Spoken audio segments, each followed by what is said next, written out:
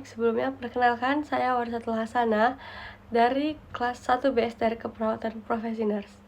Di sini saya akan membahas tentang masalah kulit. Yang pertama, letak dan jenis aliran di kulit. Dan yang kedua, kenapa bisa terjadi suatu alergi. Tiga, apa beda fluitis yang diakibatkan oleh jamur, virus, dan bakteri. Lalu tempat pemberian obat dan kenapa terjadi jerawat. Kulit memiliki sistem peredaran yang sangat kompleks, terdiri dari beberapa jenis pembuluh darah.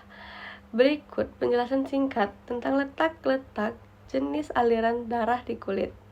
Yang pertama, arteri dan arteriol terletak di lapisan dermis bagian bawah, membawa darah, kaya oksigen, dan nutrisi ke kulit. Kapiler membentuk jaringan di seluruh dermis, berfungsi untuk penukaran oksigen, nutrisi, dan pembuangan zat sisa.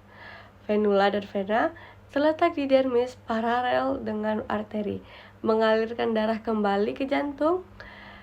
Dan yang keempat, plexus vascular superficial terletak di batas antara dermis dan epidermis, berperan dalam pengaturan suhu tubuh. Plexus vascular profunda terletak di bagian bawah dermis, menyuplai darah ke folikel rambut dan kelenjar keringat. Yang keenam, anastomosis arteriovenosa terdapat di dermis, memungkinkan aliran darah langsung ke arteri ke vena. Untuk pengaturan suhu, semua jenis pembuluh darah ini bekerja untuk menyuplai nutrisi, mengatur suhu tubuh, dan membantu fungsi kulit lainnya. Penting untuk dicatat bahwa epidermis, lapisan kulit terluar, tidak memiliki pembuluh darah sendiri dan mendapatkan nutrisi melalui difusi dari kapiler di dermis. Lalu ada beberapa penyebab utama terjadi alergi di kulit, yaitu sebagai berikut. Yang pertama, alergen kontak. Bahan-bahan seperti logam, nikel, krom, parfum, sabun kosmetik, atau bahan kimia lainnya yang dapat menyebabkan alergi pada kulit saat kontak langsung. Reaksi alergi ini disebut dengan dermatitis kontak. Yang kedua, ada alergen makanan seperti makanan-makanan tertentu, kacang, telur, susu, ikan, atau makanan lain yang dapat menyebabkan alergi pada kulit yang disebut dengan urtikaria atau bintik-bintik merah di kulit seperti ruam. Yang ketiga, alergen lingkungan. Bahan-bahan lingkungan seperti serbuk sari, debu, dan bulu hewan dapat memicu reaksi alergi pada kulit. Reaksi ini disebut dermatitis atopik atau eksim. Yang keempat, reaksi obat-obatan. Beberapa obat-obatan seperti antibiotik atau obat anti nyeri dapat menyebabkan ruam di kulit atau reaksi alergi lainnya. Yang kelima, ada faktor genetik. Orang yang riwayat keluarga alergi kulit cenderung lebih rentan mengalami alergi. Gejala umumnya seperti ruam, gatal, pembengkakan, atau iritasi pada kulit. Penanganan alergi kulit biasanya melibatkan penghindaran alergen, penggunaan obat kortikosteroid, dan imunoterapi. Konsultasi dengan dokter spesialis sangat dianjurkan untuk penanganan yang tepat untuk mengatasi alergi pada kulit. Kulitus atau gatal-gatal yang dapat disebabkan oleh beberapa patogen seperti jamur, virus, dan bakteri. Masing-masing memiliki karakteristik dan gejala yang berbeda. Yang pertama, seperti jamur atau fungi, ciri-ciri penyakit yang disebabkan oleh fungi biasanya gatal disebabkan oleh infeksi jamur, terjadi di daerah lembab seperti lipatan kulit atau di antara jari-jari kaki maupun tangan. Gejala ini biasanya ruam berbentuk cincin, kulit bersisik, kemerahan, kadang-kadang kelepuhan. Contoh umumnya adalah kutu air dan kandiasis. Dan cara pengobatannya yaitu seperti anti jamur topikal atau oral seperti clotrimazole atau terbinafine. Yang kedua, ada virus. Ada juga yang gatal disebabkan oleh infeksi virus, sering disertai dengan gejala lain seperti demam, kelelahan, dan ruam menyeluruh.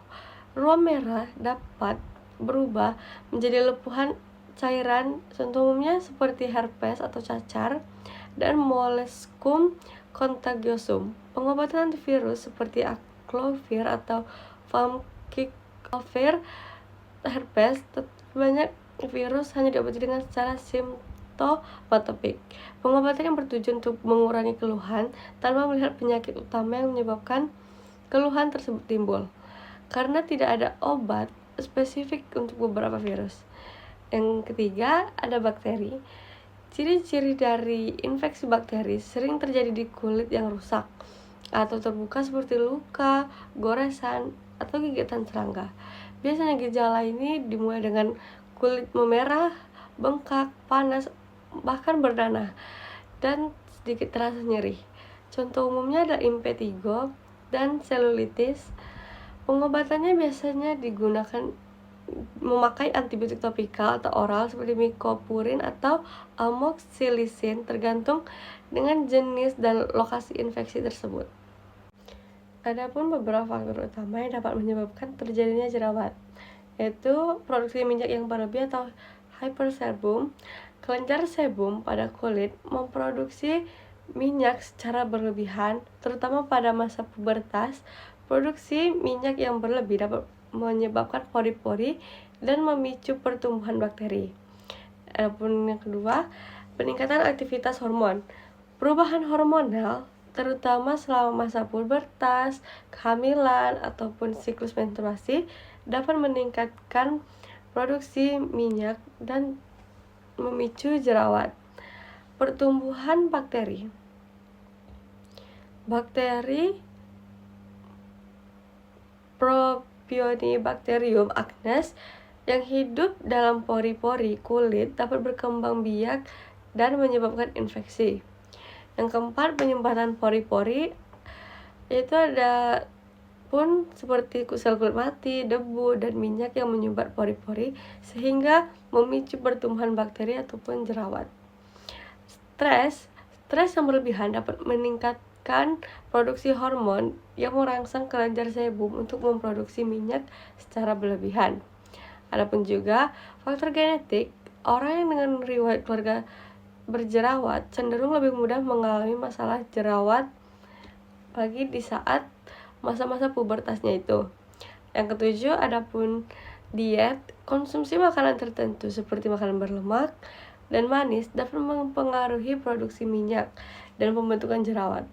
Adapun cara penanganan jerawat dapat dilakukan dengan membersihkan kulit secara rutin, penggunaan obat topikal, serta pengaturan diet dan pola hidup yang sehat. Dapat juga konsultasi dengan dokter kulit dan sangat dianjurkan untuk mendapatkan penanganan yang tepat bagi seorang yang mulai berjerawatan. Sekian penjelasan dari saya. Apabila ada kesalahan atau kekurangan kata, saya mohon maaf. Wabillahi taufiq wal hidayah. Wassalamualaikum warahmatullahi wabarakatuh.